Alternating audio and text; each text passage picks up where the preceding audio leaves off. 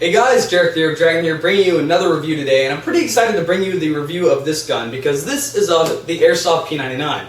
As many of you know, I do own a real P99 that I use for my concealed carry. I do really like the P99, it's always been one of my favorite handguns, so I'm excited to bring you this. This one is my Airsoft P99 that I personally own that I got about 6 months ago or so, sometime around there. A lot of you probably remember the teaser I uploaded of it, and I'm finally getting around to doing the review. I am, however, changing my review style. It's going to be a little bit different. I don't know if it's going to be a permanent change or not. Depends on how hard it'll be to edit or how much time I have. Tell me if you like the new style or if you like the old one better down below in the comments. I'm interested to see how you guys will respond to this. So with that said, let's go to the review.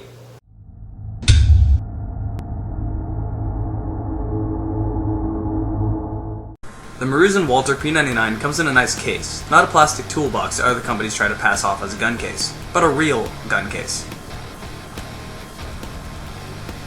When you open the case, it comes in a lot of nice foam padding, ensuring your gun won't be damaged during shipping.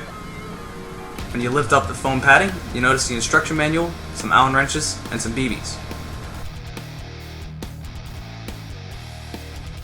Inside of the case you'll find an extended rail for the front of the P99, a suppressor,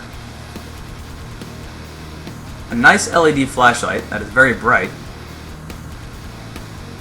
a 24-round magazine, and the Walther P99. The Maruzen Walther P99 is a very good replica. It comes with all the same trademarks a real P99 would.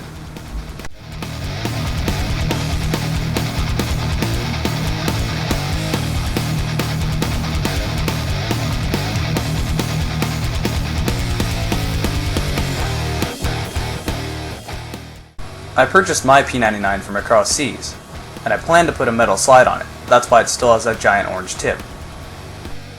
Maruzen is a Japanese company. Laws are very strict in Japan, so most of the gun is made out of durable ABS plastic. It's not as good as metal, but it's still very durable. The metal pieces are the magazine release, the magazine, the decocking button on top of the slide, the chamber, the outer barrel, the slide release, and the suppressor that comes with the gun. Adding attachments to this gun is very simple. The bottom rail simply screws on using 2 Allen wrench screws.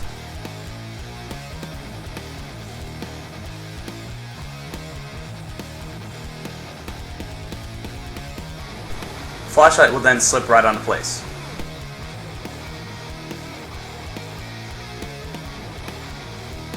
As mentioned before, the flashlight is a very bright LED.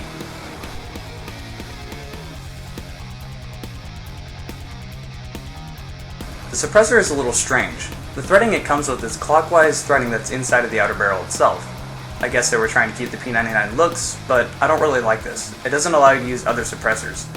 Unless you find a really hard to find threading adapter, or a totally new P99 barrel that has threading on the outside of the barrel. Either way, you're stuck with the suppressor it comes with. Speaking of that, it's supposed to be a 9mm suppressor, but it has a thickness of a 22 suppressor. Not really true to a 9mm suppressor in any way whatsoever. Since we're reviewing the Walther P99, I might as well show you me shooting my real Walther P99. This was recorded about 3 or 4 years ago at the Clackamas County shooting range, which is also where I got my concealed carry license. I own the 9mm version and it doesn't have that much recoil. However, I don't fight the recoil because that messes with your accuracy, so I make it look like it kicks a lot more than it really does. The P99 uses a very odd trigger setup. It is a striker-fired pistol, which means, much like a Glock, it uses an internal pin instead of an external hammer. However, this gun is also single and double action and has a decocking button on top of the slide that is flush with the gun so it won't snag on a holster. This is very unusual for a striker-fired pistol to have. The Maruzen reigns pretty true to this. P99 also has a mode called the anti-stress mode, where if you pull the trigger halfway back it locks into place, making the trigger pull much lighter and much shorter. As you can see, the Maruzen P99 also has this. The gun does have a fairly nice kick, although it is ABS plastic and meant to be run off duster gas and HFC gas, so it's not quite as strong as its metal Taiwanese counterparts. However, I would not recommend running propane out of this, as it is not durable enough to handle it. As you can see, it does have a functional decocking lever and is single and double action as well.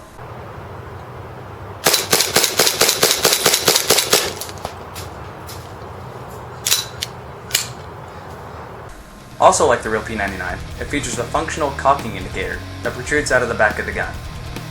A common complaint about the P99 is that you can't reach the mag release with your thumb, but it's ambidextrous so you can reach it with your trigger finger.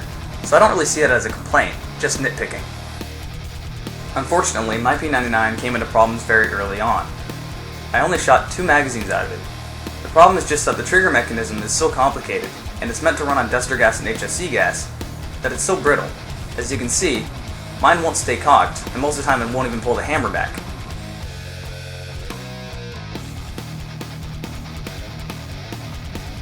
On top of that, I have to push the piston back every time I pull the slide back. It simply gets stuck. This leads to some random gas explosions when you're trying to shoot your gun, during the few times the hammer will actually be pulled back. Being a longtime P99 owner, I'm kinda disappointed in this gun. Trigger design makes it prone to failure, and if you want it to perform up to par, you're gonna have to spend around $400 worth of internal and external upgrades for this gun, some of which being very hard to find. The real P99 is supposed to retail at $800, but you can usually find them for $500 to $600 at local gun shops and local gun conventions. I got my real P99 at the Oregon Gun Convention for $525 US with an extra magazine. I hate to say this, but unless you're buying this gun to sit on the shelf, or if you're in part of the world where you can't buy real firearms, I don't really see any point to buying the Maruzen Walther P99. It's simply not combat ready, and it's very expensive to make it combat ready. I'm still waiting for another company to make a good, reliable P99. Say someone like KWA, or maybe even a Taiwanese company like HFC. Well, that should sum up my review. If you liked this video, please subscribe to this account. If you'd like to go check out my vlogging and video game account, click on the annotations and please subscribe over there, especially my video game account, which I'm trying to grow. I upload at least 1 video a day to my video game account, so I'm very active over there. Thanks for watching the video, hope you enjoyed it.